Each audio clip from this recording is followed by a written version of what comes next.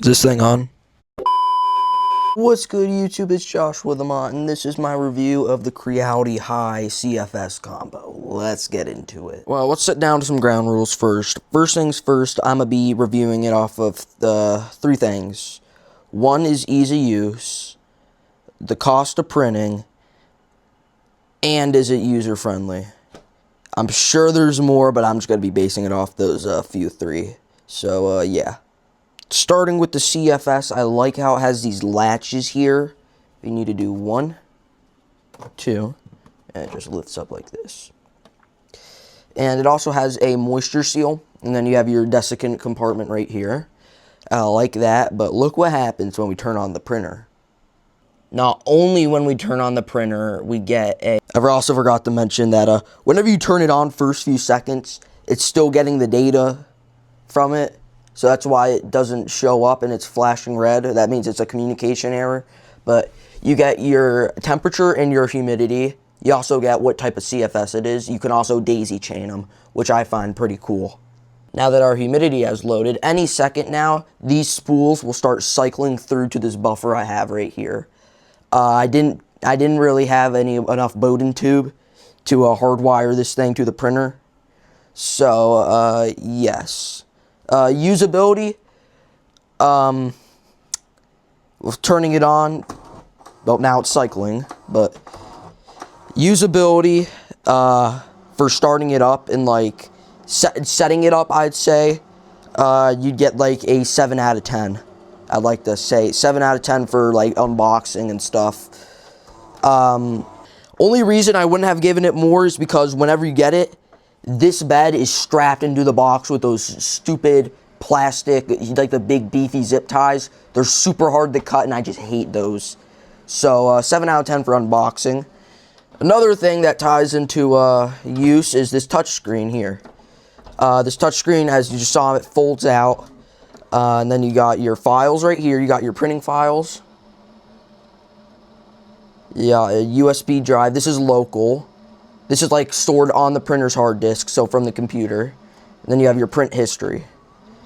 It tells you which ones which ones were aborted, like that one, those two, and that's basically it.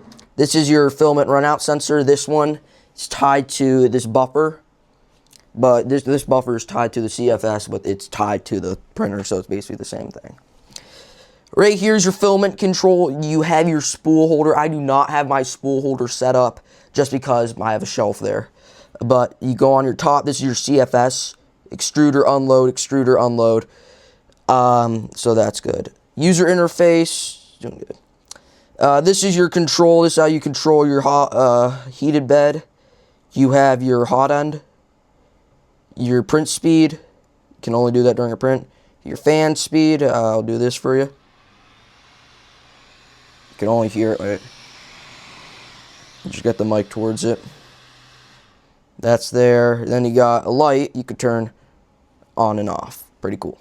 This is your extruder. You want to extrude more. You got that. And then this is your XYZ control. And then over here you have your settings. Version checking. Just all that. All that stuff. I will not be going to the network because I do not want to leak my network. But yes, you do have your... You can bind your Creality cloud to it. It's really nice, really convenient. Don't ask what my profile picture is. Lastly, you got this assistant. It's like fault reporting, errors, stuff like that. Haven't had any, as this machine's fairly new. So user interface, I'd give like a 10 out of 10. This is a good for beginners. Really, sorry for the glare, but this is really, really good for beginners. I like this user interface. I'm going a little off topic, but build quality on this is not half bad. When you assemble it, all you gotta do is you just gotta push in the cords and stuff. This is kind of annoying because it gets in the way of live streaming, but otherwise I like it. You could pop this cover off, but this kind of makes me uncomfortable with the amount of strain on that cable. Then it spins when you extrude something, so I'm gonna get a shot of that. And this also lights up, which I kind of cool. And this also looks like a jet intake. I don't know if you noticed, but yeah, it's really cool. So I'm going to show you that spinny thing now. We go over here. Let's do random filament. Let's do green. Extrude. Also, as you just saw there, touchscreen, it could be a bit more reactive, I will say. So that brings our UI down to like a 9.5.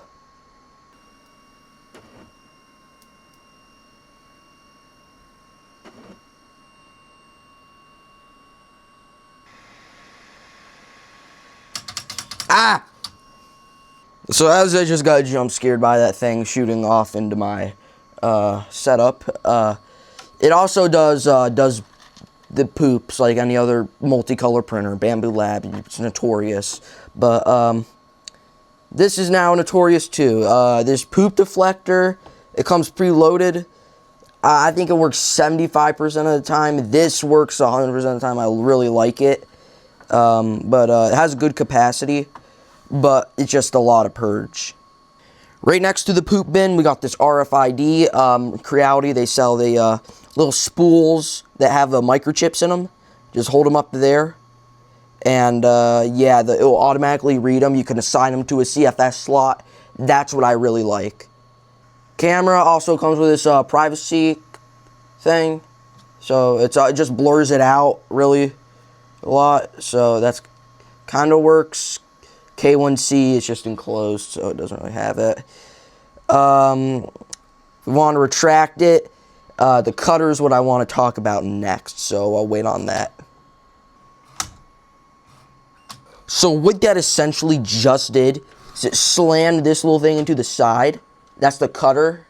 Cuts off the bit, and then it goes all the way back up, through it, and back into the CFS unit. So the CFS, it's kind of is a hub for this.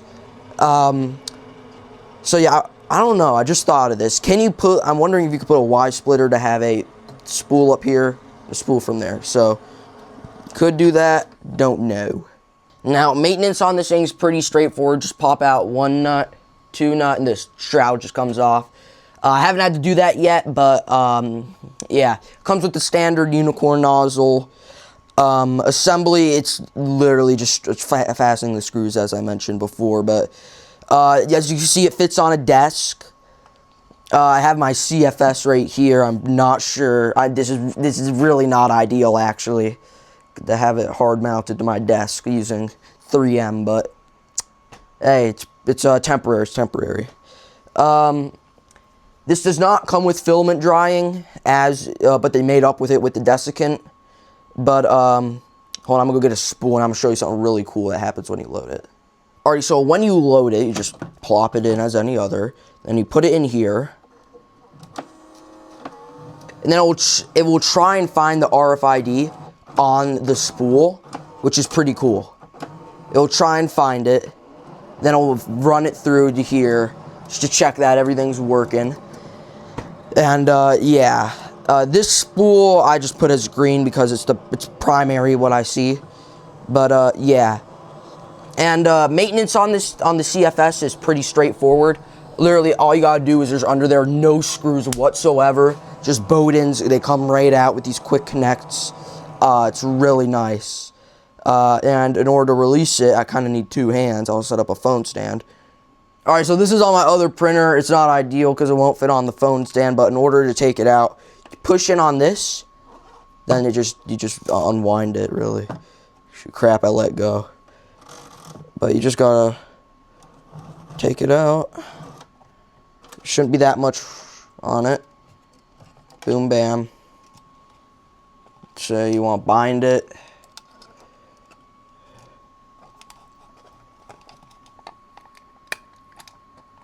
Boom, that's how you take it out.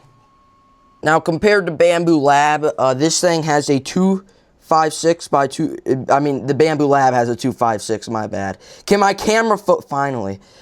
This has a 260 by 260 by 300. Bamboo Lab has 256 by 256. I do not know that Z-axis, but yeah, this thing is bigger than my other printers. My K1C, it's 220 by 220 by 250. I actually do like this. I use for more engineering filaments, and my my V3 SC, my under, that's the same amount as this thing.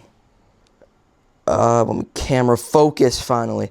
Overall, I'd give this thing 9 out of 10 because it's really easy, it's really straightforward, but there is still some quirks that make it a human printer, obviously. Yeah, folks, that's going to wrap it up for today's video. If you like what you saw, make sure to like and subscribe. It helps me out a ton. And without further ado, I will see you guys either next short or next time I'm live.